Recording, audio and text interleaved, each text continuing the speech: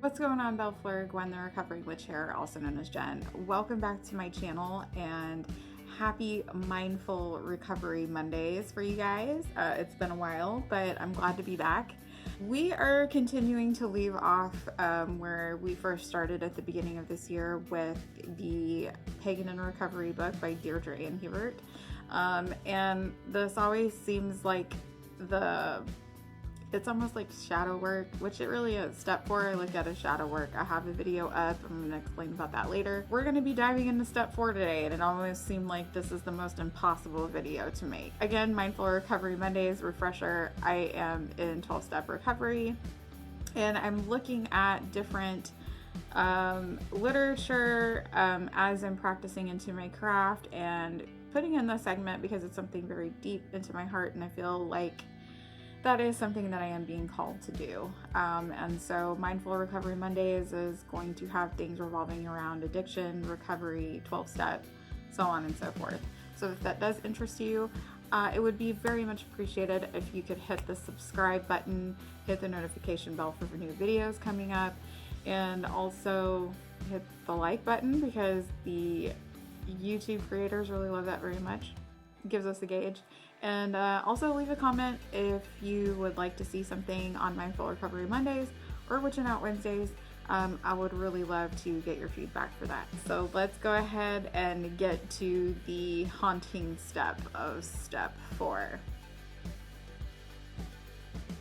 So to give you an insight on what step 4 is we made a searching and fearless moral inventory of ourselves. So when we talk about inventory, what do we mean?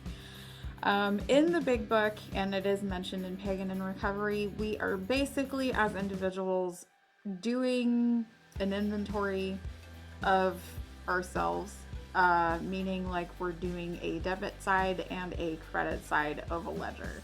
So with any business that is to be successful, we need to look at what is not working out and what is working out, okay? So I am really glad that this was pointed out in the book of the Pagan and Recovery.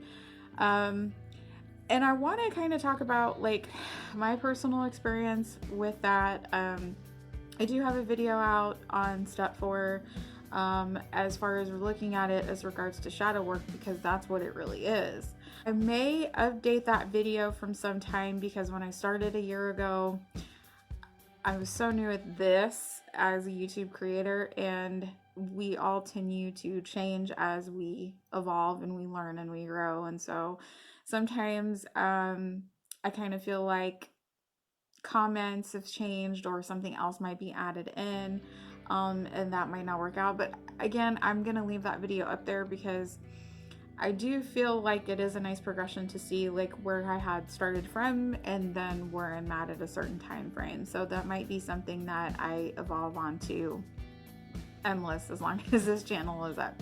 It's really nice that Hebert does mention that at the very beginning of the book and talks about it in the big book of Alcoholics Anonymous. So again, we have to look at our lives as a business. It is very essential to do the inventory of our lives because it is a fact-finding process. With doing the 4-step inventory, it is really hard for things that we have to kind of sit ourselves down to look at and the things that we don't want to. I do like to kind of put the lightness. I think I've gotten a sense of humor because I was always so serious. And I like to put light on the situation of the things that I thought were so serious. I can look back and kind of laugh on them now. But even with joking aside, everyone's history, backgrounds, things that we've been through, different experiences, it can be really hard rehashing out the past on certain things, especially if we're not ready to look at them. But if these are the things that are drawing us down, that we feel like we have this big weight on our shoulders, it is very hard to let go. And again, it's always something I'm repeatedly doing over and over and over and over again. And even when I think that I am surrendering, I am still holding on to little bits and pieces as more gets revealed over time. So when we start looking at the things that have really affected us in our lives, I've always really looked at when I am reviewing the events, the people, the situations, the very traumatic stuff, okay? I'm so glad that I had to have been told by my sponsors time and time again, when we get to this step in the Alcoholics Anonymous book, it does say we do not stay in the morbid reflection, okay? The reason I say that is because when you stay with those feelings, we start to feel that worthlessness, and that's not something that we should be focusing on. It's really feeling that pain, that sense of emotional alchemy, but how are we going to rise from that feeling of feeling so deep down in the soul and feeling really like at a bottom of what happened, the people, the places, the situations and things when we start reviewing them. So remember, I did say we were not bad people. That was super, super important. It was addressed in this book as well. We're just coming to find out how it is to kind of just get out of ourselves, kind of like floating overhead at our body, maybe looking at the situation in life and really like viewing it, again, depending on what it is, because there are some serious things that have happened, okay? Again, I have to say that I am no expert on this. It's just, again, a lot of people who have really been through traumatic situations, there really does need to be sought of outside help, because we are not doctors, we are not therapists or any of that sort. But again, these steps are very essential, and they do help with outside help as well. Processing things if you do need to seek out a therapist, psychiatrist, and so on and so forth. Sometimes when we review the situation and we look back at our behavior, especially like in my case, when I went back to go look at the behaviors of how I handled certain things or the situation or people, that is me responding because that was a way to conserve myself or protect myself. I'm always looking as far as a human being. Sorry guys, a plane is driving over or flying over. It's a plane flying over. We review things that have been done by us, and we are looking specifically at that, or people who have done things to us. Sometimes our response is done out of the self-preservation, out of habit, or how we have learned to cope, which again, that's when we've learned how to cope, depending, like, that is how the addiction fell into place. Again, for me, it's been the alcohol. If I didn't want to think about something or not hear things, I would just drink so I didn't have to hear so much and just numb it out because I wanted to feel different. So, and that's the whole point with the addictions. It's like when we don't want to feel the feels or go through the feelings or go through the traumatic event, we find ways to cope so that way we know how to numb it, so that way we can feel better. It does help for that period of time, but at the same time, if this is what we continue to do as a vice to help us feel better, it may progress into another problem. So again, for me, it was my alcoholism. It's number one, it's very important, and I have to stress this enough, when we go through shadow work or 4-step inventory, or however you want to look at it, or processing things that have happened, it is so crucial not to fall into the morbid reflection. Remember, we are so worthy, we are not unworthy, and we really shouldn't sit in the unworthiness. What I have heard, another thing in the rooms for a very long time over the last 3.5 years, is that we are just sick people wanting to get well. We're trying to get better. If you don't want to look at yourself as a sick person, I completely understand. If you don't want to identify with that label, I do. And then many other things. But if you don't want to put like a label onto it as being a sick person, just think of it as you are looking to look for ways to improve your life, and kind of like setting a blueprint for living. When we do this inventory, it helps us to see things at the way that they really are. Hebert says it in the book, and I couldn't agree more. Nobody is perfect. I was trying to strive for perfection And there is no such a thing. It's just like identifying what normal is or weird is, or, you know, perfection, perfect. It's kind of the same thing. My definition of perfect might be different as the definition of your definition of perfect. So when we do this inventory and we realize we're not striving for perfection, it just is what it is, we learn that we don't qualify for sainthood. And I'm saying I am not a saint, and I'm not saying I'm an antichrist either. I do appreciate her saying that. So again, a lot of my people that are just kind of like recovering from religions of some sorts, yeah, it's, I mean, we're not bad people. I mean, if we're trying to acknowledge like, hey, I do have a part in that, then that's just one step closer of us just trying to get better. So from steps 1 to 3, we surrender. We come to believe in an entity that is greater than ourselves and wanting to turn it over. Okay. I still struggle with that on a daily basis. It is very essential when we are looking at our business. We have a debit side and a credit side, and what we see that the business, how it's doing very well in order for it to succeed. Okay. I am going to post a link in the description box down below. There is a 4-step worksheet inventory that you can do. The way that my first sponsor told me how to do it was, I'm going to get a notebook. Okay, so I have enough room to write everything out, because sometimes the way that the spreadsheet is and the columns, there wasn't a whole lot of room. But again, you can print out multiple sheets for this, and whether you use a journal or the worksheet print off or whatever, you can do it for a ritual for later. The way that I did it for myself, and again, the video that I have posted, it explains it. I still like doing this 4-step when I do shadow work, however you want to call it. I always list the name of the person that I am very resentful at. And when my sponsor at the time told me, like, when we're going to do this, she said, write the name of the person and every single thing that they've done to you that has made you very angry. Okay, why I am justified on being angry with this person.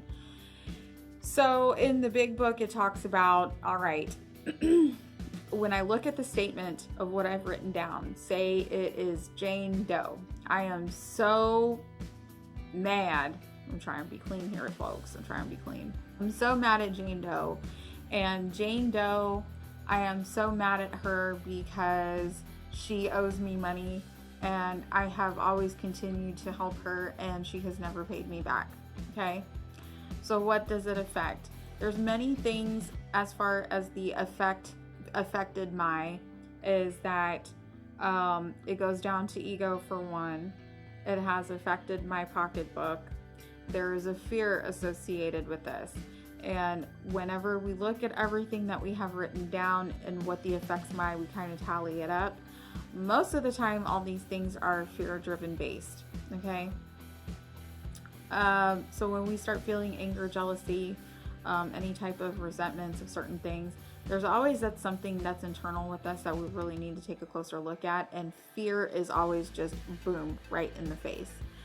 And so when I list out what the effects my were, okay, there is another column or the dreaded my part. So it's kind of like, okay, I can go to town on this person, Miss Jane Doe, and then like, yeah, this totally affected this. Yes, I am broke because of this woman. Well, hey, now what was your part? I have a part. I absolutely have a part. You can look at this as the things that you could have done.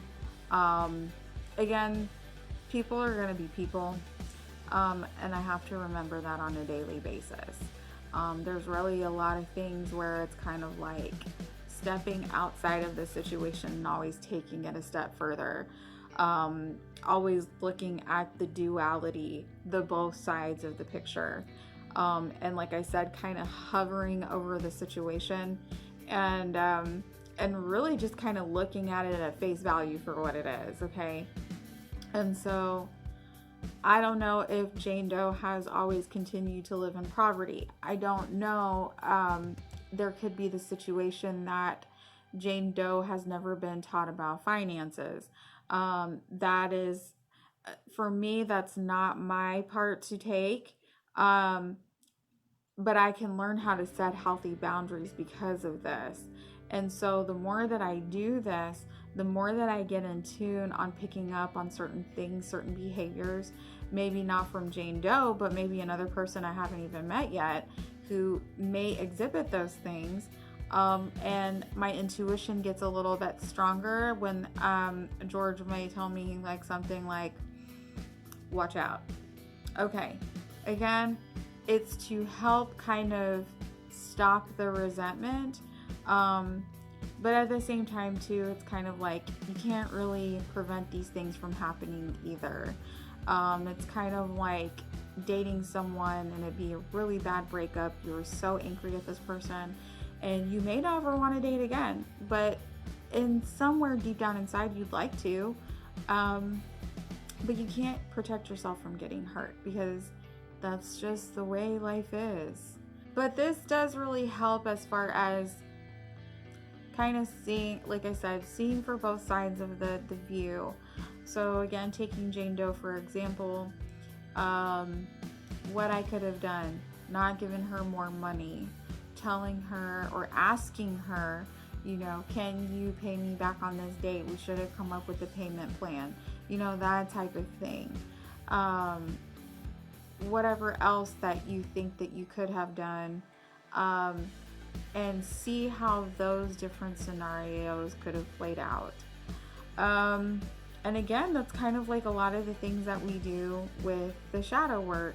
Say it is, for example, that you are really turned off by somebody who makes certain comments about a particular topic.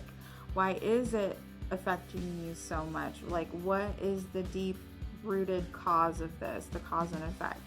Like, is it the particular topic or is it the particular person? Is this something that has been repeatedly happening over again? When you hear a certain comment or certain things like that, where it's like, I really do need to look at the bits and pieces of this and seeing like where it all began. And I do want to point out that when we are doing this step 4, she did say, to truly know ourselves, we need to know those strengths as well as know our weaknesses. From our strengths come our ability to work, to affect change in our world, to honor our ancestors, and to make a difference. I do really truly believe that with these steps there is something that, again, the way, however long ago that the big book was written, I do really believe there is power in the 12 steps. And if I keep doing them every day, I get a little bit stronger, a little bit smarter, a little bit wiser. And that is not to be like egotistical about anything. Again, that's how we are as human beings as we evolve and we learn from our experiences, because everybody experiences different things. When I look at Jane Doe, what her part is, what it's affected, and then what is my part. So I did bring up the point of when I look at my part of me giving her the money, or putting in set boundaries of like, not that she needs to know what they are, but like, hey, I will loan you this money, because, you know, with the expectations I'm going to get it back by this date. So if I didn't do that in the first place, I can take it a step further and look at and be like, well, why didn't I? One, it establishes that I need to set boundaries. What really came creeping in the first time around, because I love to take control. The big book has the narration for as far as being the director, always trying to put the spotlights where they need to go, putting the people on their marked areas on stage, and nobody appreciates the fact that I'm doing all these things because, you know, I want this to be perfect and I want the show to go well. People are going to do what they do. Again, it's just putting that for example. But when I did this the first time, my sponsor had pointed out to me that I am a big people pleaser. And the root of it is that I wanted people to like me, to ensure I keep the friendship. Maybe I didn't have a lot of friends growing up. And so as I've gotten older and reviewing those types of behaviors, it does go back to ego. If I do these things, maybe this person will be my friend, or maybe this person will be with me for years to come so I won't be lonely. Why does being lonely cause so much fear? Well, again, just like anybody else, I think I do have abandonment issues. I have abandonment issues, I really do. Which sends off into codependency. I am a codependent. And it's very hard to break out of that, and I have to remember, again, the people that are in my life, they have to be their own individual selves. I cannot control people, places, or things. Sometimes I can, but again, as far as what is the discernment of what I should do and what I shouldn't do, again, talking to the Morgan about that, my mother, she steers me on the path that I need to go, and what is healthy, what is best for me, and how I should proceed and move forward. And sometimes that's like the hardest thing to do and such the easiest thing to forget. Kind of like analyzing the things of like, well, why did I do this in the first place? You know, that type of thing. And then I get like so aggravated, agitated. I get resentful. I want to like beat up a person, you know, that type of thing. I don't condone violence, number one. But again, I'm sure there are people who can relate and just be like, you know what, I am so mad I can just slap a person. Yeah, that does happen. But why do you want to slap this person? You know, again, I do like studying the fact of when I talked about the abandonment issues, the coping mechanisms that we had to do. I am always finding a lot, especially like in this journey, and again, like a lot of people who have sought therapy, like I have, or worked with therapists, psychiatrists. Sometimes it does go back into inner child work. And I have discussed that on this channel, with me and Omar down the rabbit hole. Another great source for that is a video. I will put that in the description box down below. That was Miss Kelly Ann Maddox. She talks about the inner child as well. That is a lot of shadow work stuff, and there's a lot of healing in this. And I do truly believe, like, the things that we have learned as a child, that is how we coped into adulthood. It's just like when we started to learn as we got older, we found different ways to cope, and sometimes the way that we coped was way beyond our control, like I said. And really, we realized that we are in a lost cause. Whatever addiction that we had, whether if it be food, alcoholism, drugs, sex, whatever it was, there was an underlying issue. And so it's kind of like when we finally pull the sheet off of what the boogeyman was, it's like, wow, I do really need to look at this and figure out why I get so in fear of looking back at it and really looking at the event of the abandonment issue or whatever it was, and why I wanted to cope to change the way that I felt, and I don't want to do that anymore. And what is the action I can take to move forward from this? Again, reviewing the debits and credits. Again, the 4-step inventory out of the big book. We also look at fears, why we are so fearful of certain things. Again, looking at the anger and resentments that we do have. There is also a sex inventory. And I will kind of touch on this a little bit after I review the practical application and ritual 4. I did want to throw in the questions as well from Hebert's book. She does say most pagans are familiar with this sort of accounting, but many of us don't really know how to go about ensuring that the things we do are working in our favor. Many of us hope that if we're nice enough, things will work out in the end. But how do we know that we're nice enough? There's the people pleasing. And what do we do about the time before we actually sought to be nice? It is in step 4 that we actually take a close and detailed look at to who we are and who we've been. What have been our motives? Okay, the motives. Have we honestly tried to do what is best for us and for those around us, or is it just being selfish? Are we really as honest, as humble, as altruistic as we'd like to believe? Okay. The other set of questions I have here is, when I am doing this inventory on my part, have I used others for my own gain, especially without thought of what harm it might have caused them?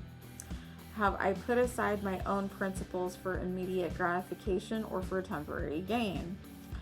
Have I been unnecessarily wasteful of the earth's resources?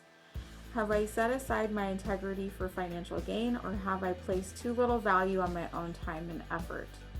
Have I sought sexual gratification without thought of safety or of the feelings or expectations of the others involved? Have I endangered any others through my actions or inactions? Have I dishonored my family name or my ancestors through carelessness, action, or inaction? So I am going to post that video from Kellyanne Maddox down below. I will include the step 4 worksheet inventory as well, and really addressing those fears. You know, the fears, we make them bigger in our head than what they really are. And I wanted to go back to the addictions from what I was just saying just a few minutes earlier, is that whatever those addictions were, they're just the symbol of what is in the forefront that we're looking at right now, and really pushing that aside and being like, okay, you are the symbol, but you are not like the problem. Like, here's what the meat and potatoes are of what the problem is, and this is what I need to work on. And it's shining that light on that fear, that bringing that darkness into light, really channeling through the subconscious, and really healing from that. So that's what I really like about it. I did talk about my people pleasing, okay? Ego driven things. Every human being has ego on certain things. So in the book, it did mention about the 8 virtues of the craft. I think that is an article I would like to talk about later. I will post the article down in the description as well. But it is touched on regarding false humility. Okay, we all like to think that, hey, we are doing this as far as like the betterment of other people, but are we really doing that to feed our ego? For people to like us, again, feeding the ego. You know, feeling that sense of control, that's ego. When somebody gives a compliment to me about something, all right, I can take it in 2 ways. I could say thank you, or I could say, no, I'm not really that great at it. Oh, thank you. This is just a really old sweater. It's nothing special. Hebert did discuss that when we exhibit false humility, when we have the compliment, the appropriate answer would be to say thank you, but sometimes we get very shy about it, or trying to act modest. Yes, there is a sense of modesty in just being like, well, thank you so much, and just leaving it at that. That is modesty. When we say, oh, it's just an old sweater, it's nothing special, I got it at a thrift shop or something, or a job well done, it's like, oh, it's no big deal, like, you know, in the book it talks about that's like a slap to the face of the goddess. especially if somebody's trying to give us the compliments of our skill set. So I don't want to slap Goddess in the face because again, I am good at some things. I might not be good at some things to the next person who is very strong in a weak skill set that I have, but I'm still learning. So when we practice false humility, that actually goes into ego, where we want to get more compliments to feed the ego. Okay. So that way this person's like, no, really, I really think you did great work on X, Y, and Z. And, or like, no, seriously, I love that sweater, you know, that kind of thing. And it looks so great on you, you know, it feels really good. It's like, oh no, thank you. I mean, it's just an old sweater, something I threw on, or blah, blah, blah. And it's like, you're subconsciously hoping that you get another compliment or a few more. Okay. So Hebert starts the practical applications for step 4. And the first paragraph says, knowing who and what we are and what we stand for offers us advantages in every aspect of our lives. Being able to point to what we've done in our past, good or bad, and accepting the consequences of those actions gives us the ability to stand with integrity and a healthy pride, which is another word for humility. I always feel better where I can sit in front of the camera and be honest and be as authentic, which authenticity seems like that is the essential thing that you see a lot of now, whether it be a Facebook post from a friend on Instagram or whatever social media platform. But your integrity, being authentic, your authenticity.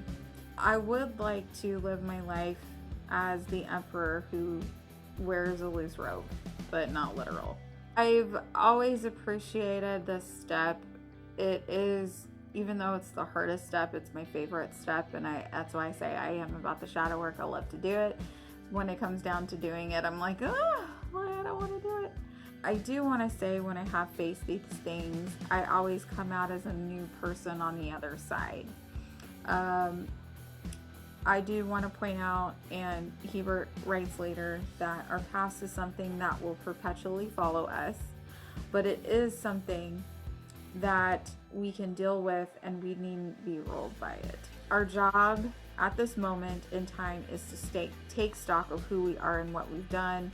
In the recent past, we've learned that we have been helpless, that there is someone in whom we can place our trust, and we've come to believe that they can and will help us as we confront whatever difficulties may lie ahead. Inevitably, when we revisit these things and look at them, even though they're painful to look at, we return back to the present moment and realize we have survived them. The self-condemnation, the feeling of not wanting to look at these fears or sitting in the morbid reflection. The other word is shame. I don't like feeling shameful, but even though I have expressed shameless behavior. But again, how do I move forward? If we approach this step with an attitude that permits self-condemnation, we will likely fail. The bottom line with this, with the practical applications of step 4, is that at the end of it all, it's you being true to yourself, not to anybody else. You do this for your benefit, your good. It does sound very selfish, but it's not. This is you trying to heal, trying to do better as a human being, trying to do better as you learn morals of being a magical practitioner, of what you do, what you don't do. Again, there's a lot of debate in society about certain things in this particular realm, and I'm still working my way through them. Again, I'm really big on deciphering on when to throw the magical hands and when not to, and which is why I feel it's been such a big help. I'm using the Morgan as a gauge. I see why she entered into my life and why she is so important to me. it is about when do I need to throw said magical hands, or when to also lay the sword at my feet. Even though the Morgan didn't hold the sword, but she just threw the magical hands. But I was reading a book in regards to her and being in the battlefield, and whatever facet that she's in, not Anu much, but as Maka or Bavgata. So she have to look at her like she is the general, and deciphering when it being in so many wars of certain things, when to know when something is a lost cause or when I can win this, and how to proceed and move ahead. So I am very, very grateful for my goddess, and I hope that I am being the living embodiment of who she wants me to be, and she has changed my life in so many ways.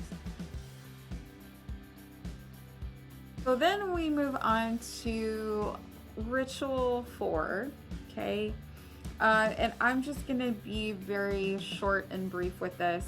Again, you can buy this book through online. But really, this is a ritual. I kind of call this like kind of like a ritual bath kind of thing. But it takes it a step further.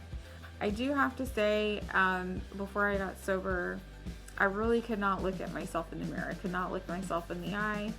And there's times where I do still feel the inadequacy.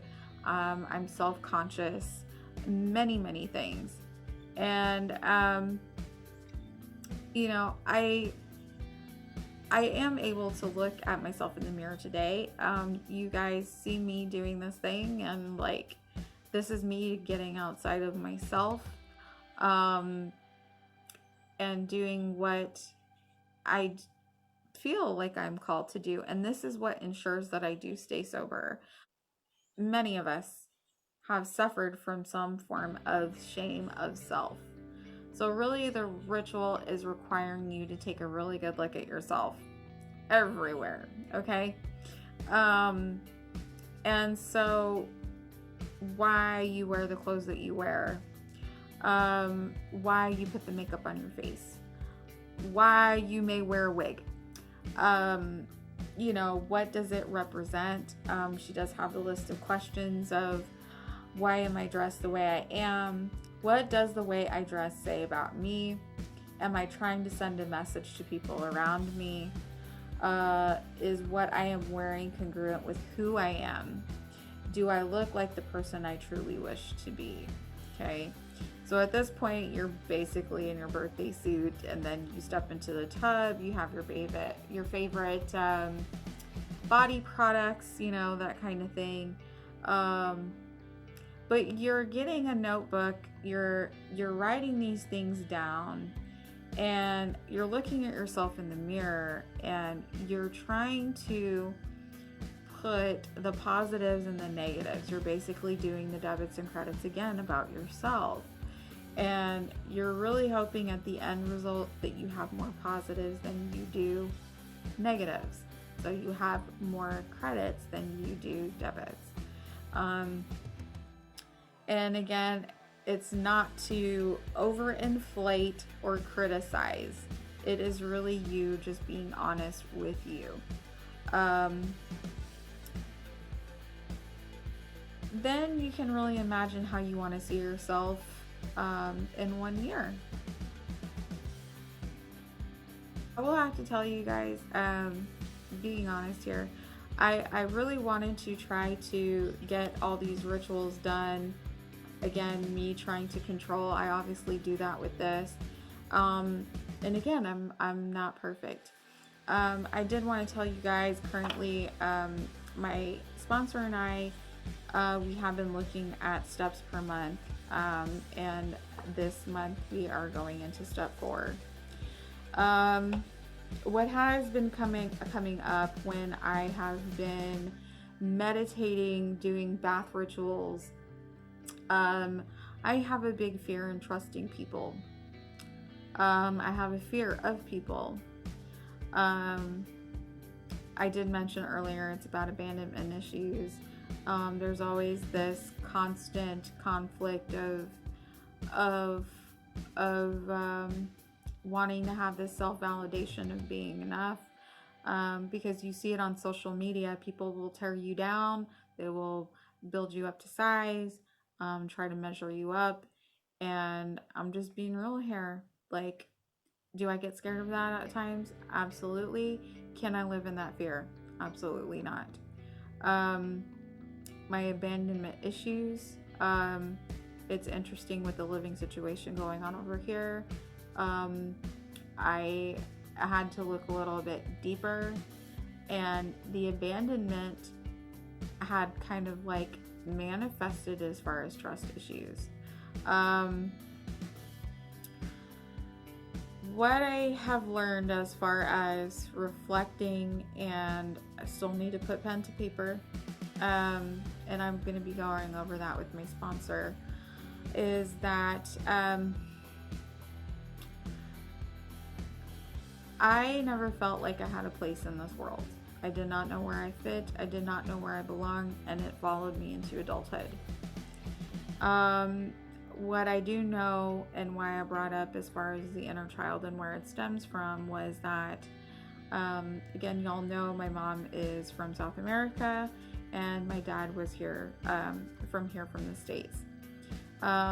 This last year has really been a ride, on discovering and still learning about who I am, and in this present time, and learning who this person is, and still continuing to learn to where I do really feel comfortable and confident with who I am. And I felt a sense of abandonment and trust, because I had mentioned in another video, that I, for a long time, I was the secret of whose child that I was, and I don't blame my mother. I understand why she did it, but I have trust issues because I was lied to from a very young age, and I have to learn that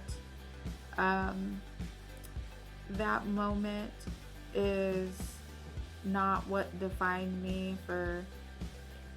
It's gonna follow me, but I shouldn't have to let it define the rest of my life and how I interact with people, and thinking that I can't trust this person.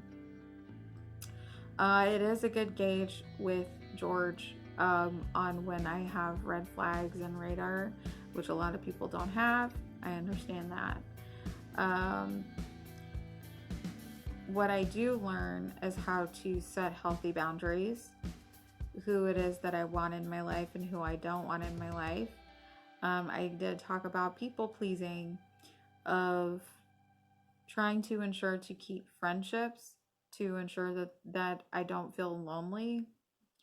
And I had to let go of some friendships, because I didn't want to have to work twice as hard when a friendship should not be about judgment or anything, when we're all just here to be, and not for me to control you or for anyone else to control me.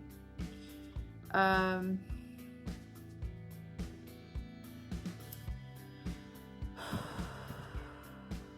have to say my childhood was not, it was not a bad one.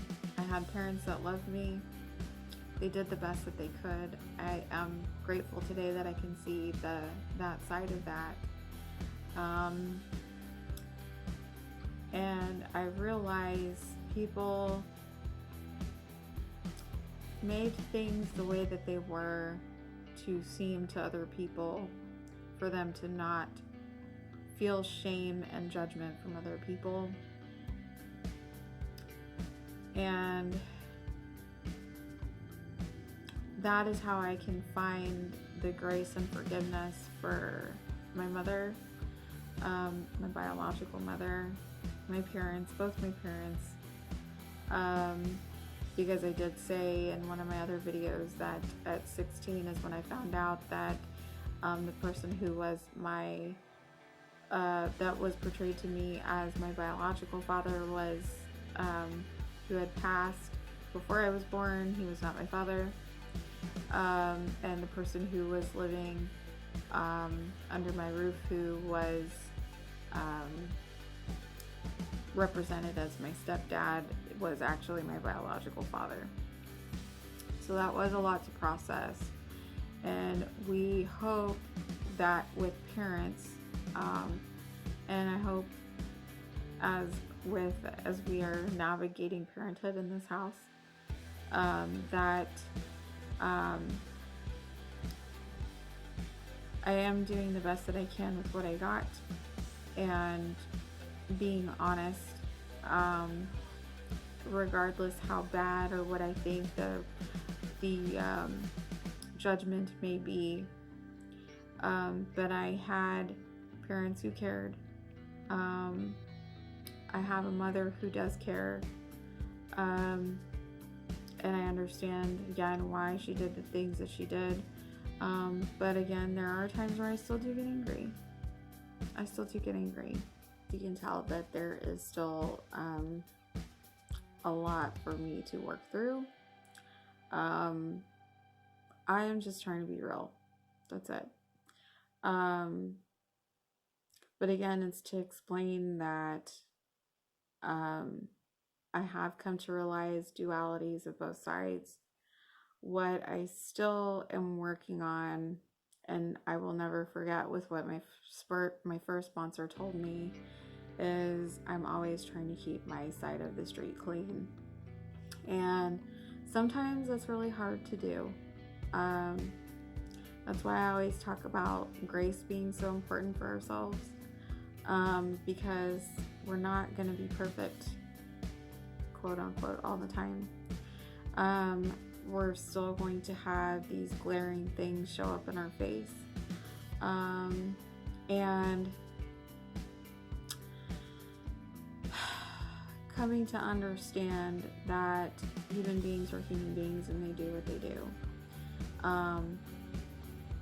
Sometimes it's really, really crappy behavior. Sometimes they have been really traumatic events. Sometimes they have been weights that we have carried that weren't really ours to begin with. But really understanding the why, and are you willing to see it from a different perspective, and wondering if the anger is worth holding on to, or is it still justified?